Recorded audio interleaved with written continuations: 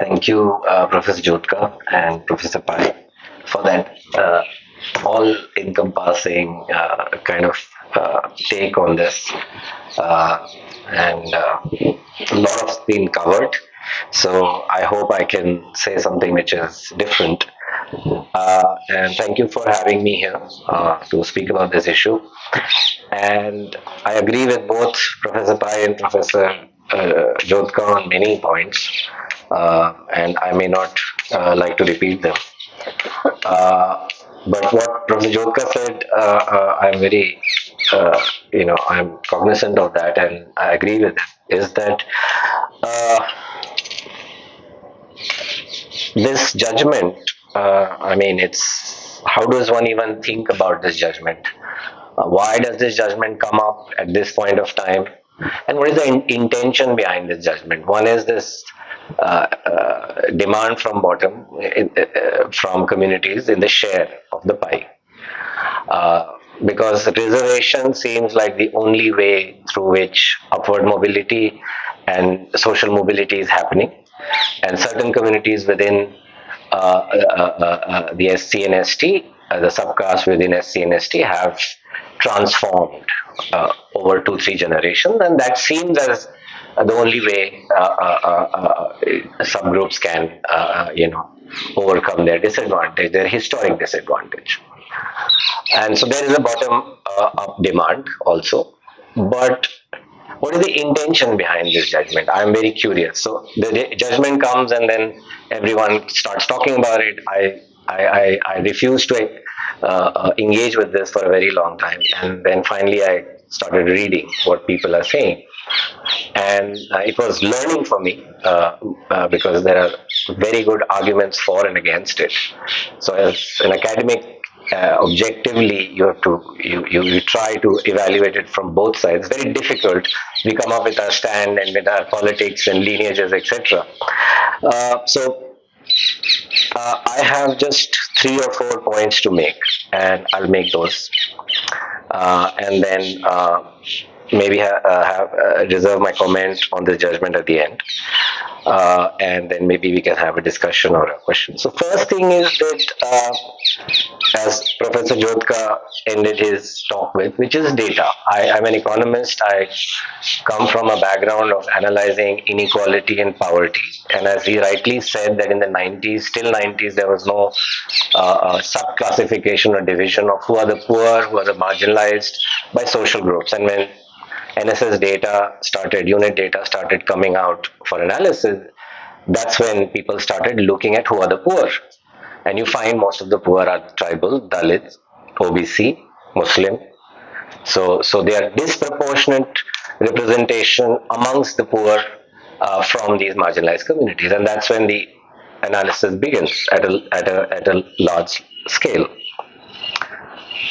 But though we have these lists of subcaste at state level for reservation purposes, we really don't know the census. There was a 2011 socioeconomic caste census, but the Congress Party decided not to release it for some reason, for political reasons, of course. They just didn't know. They were afraid that it will lead to a complete, chaos, when the reality of who appropriates all these positions comes out. It will be a chaos. But that seems, in hindsight, seems a big mistake. Congress should have come out with that data. Until now, we don't have sub-classification data of the proportion of caste and subcaste exactly. If you really wanted to do this, then okay, let's divide the pie according to proportions and shares. We don't have the data, to be honest. On the other hand, we also don't have clear-cut data from the administrative public sector side, that if you have reservation in the legislative, executive, judiciary, and other government services, let's take a hard look of all the SC, ST, and OBC categories. Let's subclassify them by the subcaste and see who has got which share. And we're just saying that the dominant groups from within communities have cornered reservation. Is it based on any empirical fact? Please correct me if I'm wrong. I don't think there is any empiric reality to it. It could vary from state to state. We might be surprised at this variation. We don't have any idea amongst tribes at all. Which kinds of tribes are accessing reservation? We are just talking about it. Where is the hard data? Show me the data and I'll eat my words. So where is this coming from? This judgment is a big question. Where is this bench of 7 people? What is it basing its judgment on and suggestion on? Is a question to be asked, to my mind. And it says that there is a clear distinction between the group and the subcaste group. The judgment says there is heterogeneous groups. These are heterogeneous groups, and they are different, as Professor Jyotka and Ma'am has also said, that the image is very true. There is a homogeneity to the groups and there is a heterogeneity to the groups. And we must be clear what is this distinction. What is homogeneous about these groups is their identity based on ascribed identities as ascribed by religious doctrine. You have the Varna system, you all know that, I don't have to go into it.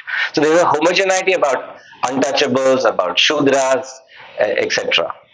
And so the attitude and behavior of people towards them is common and homogeneous based on those principles. But if you look within, say, the Dalit community, SC community, or other communities, it is true that even within those communities you have hierarchies of caste. They follow untouchability within untouchables. It is true. Our data shows. We did an All India survey, and we found there is 5% amongst the Dalits say that they practice untouchability with their subcaste fellows. So that reality also exists. So nobody is denying that. But this is in the social sphere, this is in the civic sphere, this is in the customary sphere, right? And the resolution to this is seen through an end of the line policy, which is access to employment, and that will give you income. So economic empowerment and through education is the last in line of a policy which is ascribed for and which is an economic outcome. And we are talking about social realities within Dalit communities, and there are social realities within tribal and subgroups and other groups. So this distinction of homogeneity and heterogeneity, I think, is very important to be made, and we conflate these two when we are thinking of policies, to my mind. So where is the evidence of this economic discrimination being done by members of one dominant subcaste against another? They may not marry, they may practice untouchability, they may discriminate, there may be violence, but how does this lead to economic discrimination? Is there any evidence? Please show it to me. How does a Mahar discriminate economically with a Matang or a Teli or any like that? How does that happen? To my mind, the economic discrimination which castes face or caste groups face is when they are accessing land, assets, education, which the decision of how this access is going to get is not with them. It's with people who have these access historically for 3,000 years. When there is a SC position and there is an application, there could be people from various subcastes. But who is sitting there and deciding which SC to hire or not? And what is going on in their mind between, okay, there are these 5 subcastes of SC or STs who have come to this, and they create this distinction in their head. And that distinction comes from some division of cultural and social differences, cultural capital and social capital, which is also historic pre-market exclusion and discrimination, which is carrying forward. And I'll get to that in a bit. So reservation is a policy which is to give access to groups which were untouchable. So it doesn't matter if you are very educated, you manage to get education, you would not get a job or your children would not get admission because you are untouchable. So reservation gives you access into various public sector institutions because of to transcend untouchability. It is not. It leads to education and employment, and therefore income and economic prosperity. But that is not the reason why reservation is instituted. It is to mitigate a social evil which continues still. So this, as Professor Jyotka said, that it is incumbent on a state to bring in policies for a particular problem. So you have to have the right policy for the right problem, right? And here I think there's some confusion. And when it comes to individuals within subcategories, then you need different kinds of policies. Yes, within ST and SC there are jatis, and within jatis there is a lot of difference. But how do you overcome that difference? Through reservation? No, of course not. You have to target individuals and groups through land distribution, through helping them with education, through asset accumulation, through wealth accumulation. When they have this buttress of economic stability, in a generation or two, they will also be able to compete within the SC, ST, OBC quota. But if you just open up the quota for them, would they be able to access it? I doubt very much.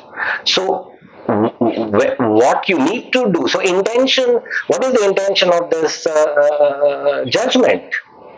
If you want to really bring social justice to lower subcaste, then you actually need to do what they require, not just opening up subcaste. That's not going to ensure that their 2-3 generations slowly rise up.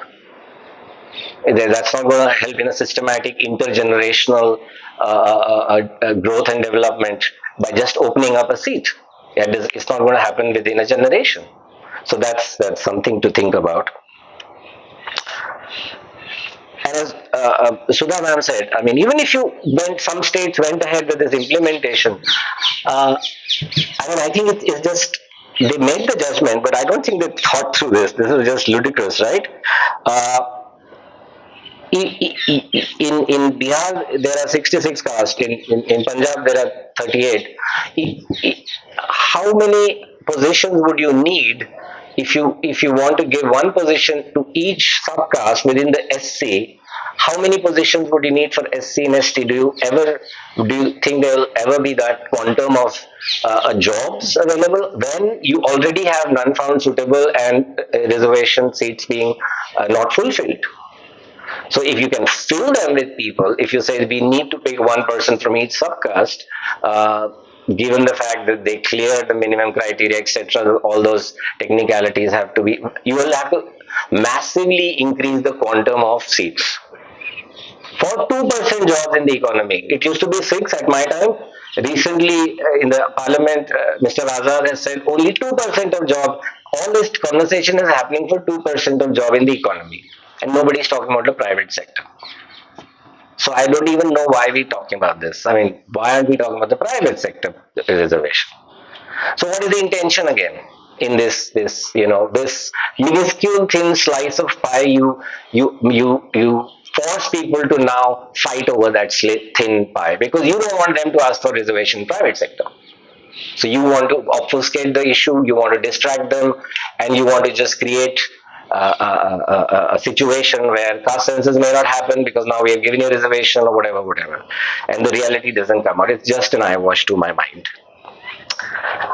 And so if the intention is to get the subcaste, and there are thousands of subcaste who are in miserable condition, they cannot even forget about accessing jobs through reservation, they cannot even access education for their children. If you really want to help them, how are you going to help them? Is reservation the tool? And that's the question, I think, here. And I think it's completely misplaced. I think the tool which needs to, or the policy measure which is being employed everywhere in the world for a long period of time, and I've written about it, I'm writing about it, is basically compensation and reparation. For 2,500 to 3,000 years of systematic exploitation of Shudras and Ati-Shudras, using them as labor, using their productive efficiency and skill, and appropriating all the surplus up by the 3 communities on top. So for 3,000 years, if you have almost like slave-like conditions, semi-slave, actual slave, and untouchables, if you think that is wrong, that was wrong, and you banned untouchability and you brought in all this legislation, then where was the compensation for this wrong? If a wrong is done, if you evoke theory of justice or even Locke for theory of natural justice, if a wrong has been committed, then and it's a crime. It's a crime against humanity. So what is the punishment? There is no punishment. There is no compensation, and now you're supposed to start competing with the so-called oppressive. I call them the oppressive classes, not the upper caste, on merit, where they have 3,000 years of privilege being passed down, and you have nothing, and now you're supposed to show your social and cultural capital and compete. I think we are just, I think what we're missing the point. What needs to be talked about is reservation in private sector. There's a problem there also, because there's organized sector, there's an unorganized sector. How you're going to do it and go about it is a different question. There was a conversation of reservation private sector during UPA 2. The FICCI and CI came together and they sat, but they obviously refused.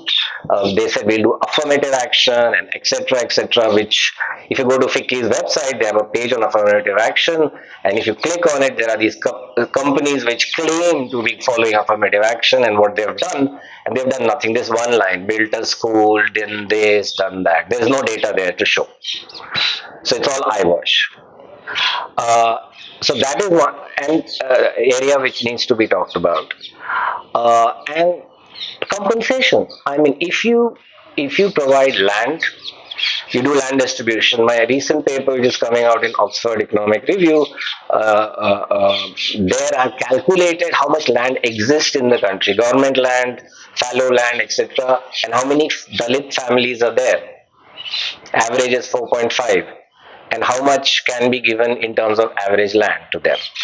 So if the land exists, you can have targeted transfer of money, like education bonds for their children, so that you can at least, so you can measure how much money, average money is required to send children to school, and they graduate. You transfer that money. You help them with business creation, wealth accumulation, etc. You compensate for the loss that was inflicted on them for such a long. It is the longest period in history. You look at any community which is marginalized, excluded, and discriminated all over the world. You will not find a parallel to the ex-untouchable and the ex-enslaved caste in India. Their subjugation is the longest in history.